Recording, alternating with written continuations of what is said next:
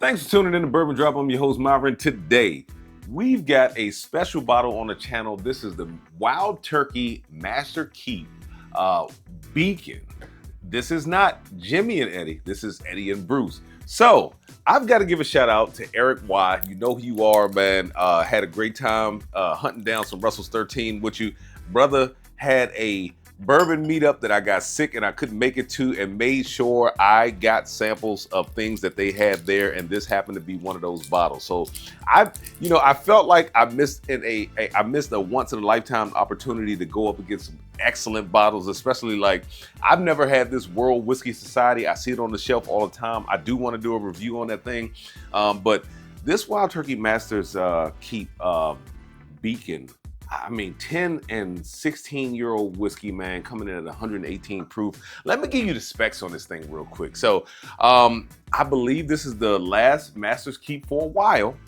I don't know if the line has gone away. I think Bruce, and I'm talking like I know him, I think Bruce said that it may not be going away for a while.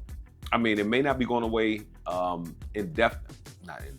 It may not be going away altogether, but it might be on a little bit of a hiatus. But anyway, so to get into the specifics, we've got a blend of 10 and 16-year-old bourbons. Comes in at 118 proof, like I said. Mash bill 75, 13, 12. That's 13 rye and 12 malted barley. It's the distillers are Eddie and Bruce. So you got barrel char number 4. Barrel entry was 114, so it actually crept up in proof by 4 points. And then they give some tasting notes and aroma notes, and I'm not going to get into those because I don't want to, be swayed. So we'll go ahead and get into the nose of this thing. I should have let it breathe a little bit, but like Jay-Z said, I should have breathed a little bit. He's off his rocket. He's a little sick. I ain't gonna get into it, but let's get into the nose. Oh, that's a nice nose. Ooh. Like a box of nerds. Oh, wow. That is like a box of nerds. Oh.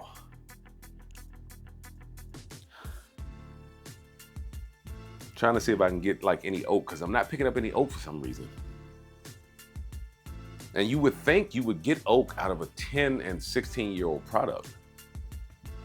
Now, I didn't see the breakdown of what is what. So I didn't see how much is 10-year-old. I didn't see how much is 16-year-old. But that doesn't run me off. I like 10-year-old. I like 8-year-old, 16-year-old, whatever is in pause. That just came across the camera kind of wrong. Let's get into the nose again. Yeah, ooh, nerds, man.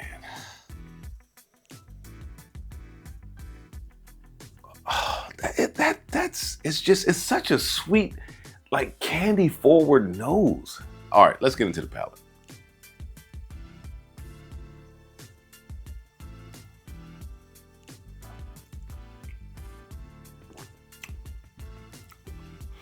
Turkey funk, berries, great. Almost a doughy note on the mid. A little bit of a drying oak. Spiciness on the palate. No clove, no wild turkey clove. Like normally there's a wild turkey clove. No wild turkey clove. All right. Let's go back into the nose one more time. Then we'll go into the palate again. Then we'll get into the breakdown. That is such a candy sweet nose, man. Wow, like, okay. All right, back into the palate.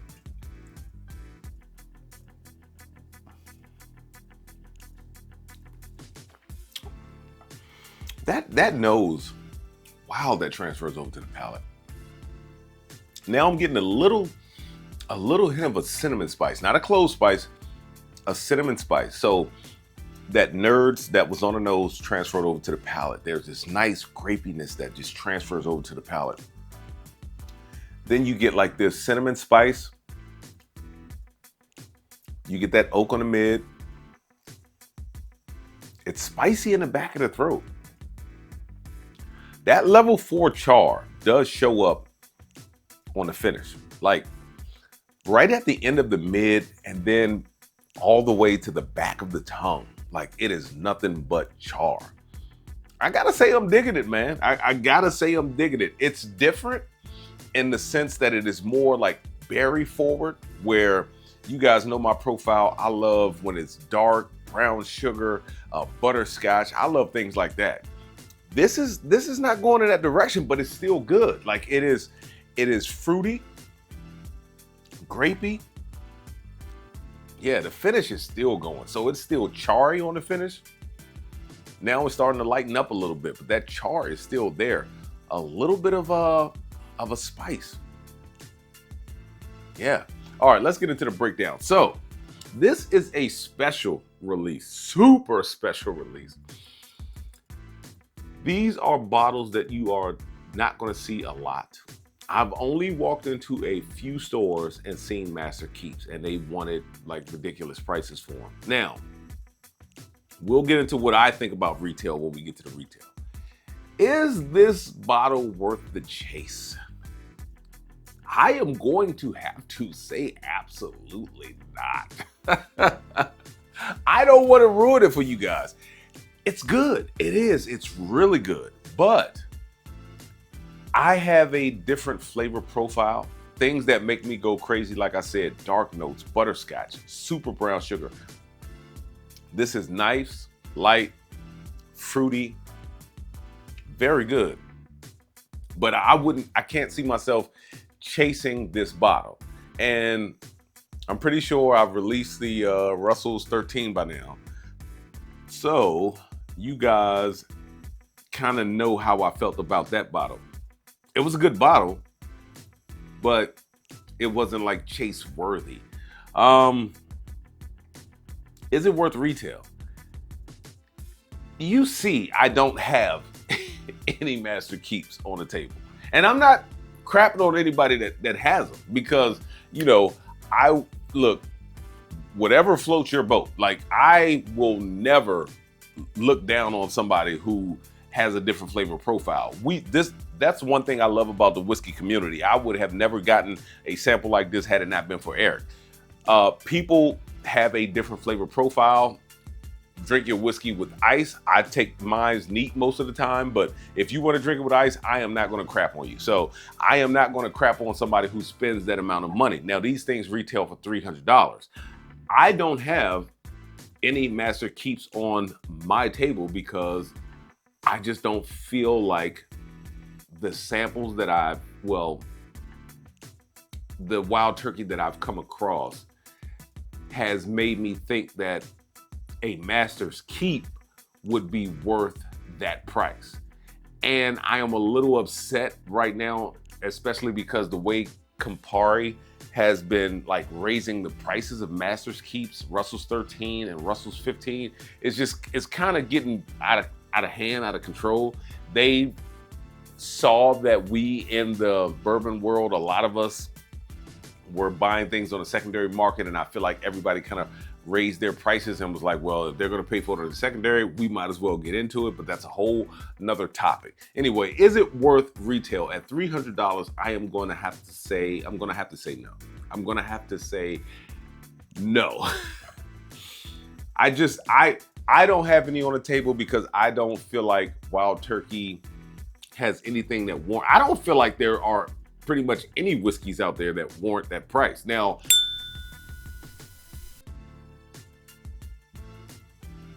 I have spent $200, $250 on an Old Carter. I've spent a little over $200 on an Old Carter. I've heard people say that they don't think that those are worth it, and I do. So that's why I said, look, I am never going to crap on another man's palate.